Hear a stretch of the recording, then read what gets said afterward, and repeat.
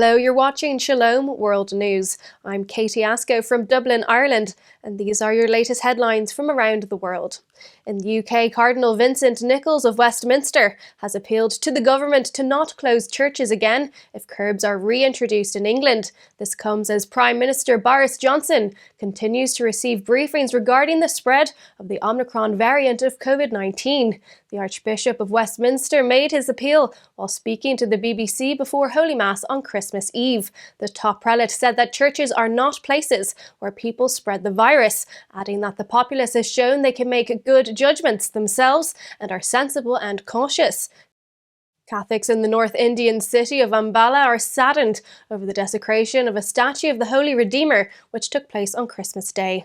Leading up to Christmas, thousands of people had come to view the historic Holy Redeemer Church to view its Nativity Scene. Sadly, on St. Stephen's Day morning, the statue of the Redeemer was found damaged. A police probe revealed that surveillance camera footage shows two men scaling the compound wall and trying to forcibly enter the church. During the reparation service led by Bishop Ignatius Loyola Mascarenas, the prelate reminded believers that the wooden manger in which the Prince of Peace was born has already become a sign of the crucifixion. He said that although they are all saddened, they forgive the culprits. The Holy Redeemer Church is one of the oldest churches built in that part of India. Christian prisoners in Muslim-majority Iran will be able to spend 10 days of Christmas with their families. In a rare gesture towards the Christian minority, the Chief Justice of Iran granted 10 days of liberty to Christian prisoners. The decision of nationwide dispensation is to mark the New Year 2022 and the anniversary of the birth of Jesus Christ, reads the website of the judiciary. However, the date of the 10-day dispensation has not yet been announced, and prisoners convicted for undermining security, organised crime, abductions, armed robberies, and those sentenced to death will not be included in the dispensation. While dispensations and reduced sentences for prisoners are often granted by Iran's supreme leader during Islamic holidays, this gesture towards a Christian minority, estimated to be 1% of Iran's 83 million, is rare. The majority of the Iranian Christians are Armenians, who celebrate Christmas on January 6th, according to the Julian calendar. On Christmas Eve in Nigeria, a priest was shot dead while returning from celebrating Holy Mass. 38-year-old Father Luke Adeleke was gunned down, which was confirmed by State Police Command spokesperson Ambala Oyeyemi. Mr. Oyeyemi also added that some of the unidentified attackers had suffered bullet injuries in the subsequent gunfire with police. Attacks on Christians, including priests and religious, are on the rise in Nigeria, as the government does little to tackle the security crisis in the country.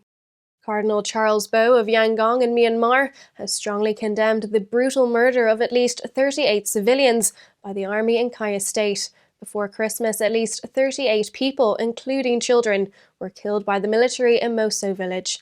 Their mutilated and burned bodies were found on Christmas Day. Condemning what he calls the heartbreaking and horrific atrocity, Cardinal Bo called for an end to the violence and urged the military junta and democratic forces to pursue peaceful dialogue. He also offered prayers for the victims, their families, and the survivors of this barbaric act. International humanitarian group Save the Children has also reported that 2 of its workers have been missing since the attack. The organisation said that Myanmar's military reportedly forced people from their cars, arrested some, killed others, and burned their bodies.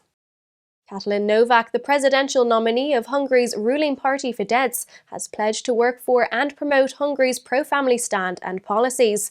Novak, who was nominated as presidential candidate by Prime Minister Viktor Orban, made these comments in an interview given to Magyar Hírlap Daily. The mother of 3 is the current State Secretary for Family and Youth Affairs and has consistently upheld the Viktor Orban government's pro-family and pro-life policies.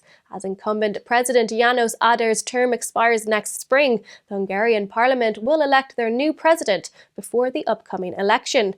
Since the ruling alliance has a 2/3 majority, chances for Novak becoming Hungary's first female president are high. Those are your latest headlines. Do join us tomorrow and visit swnews.org for more updates. Shalom.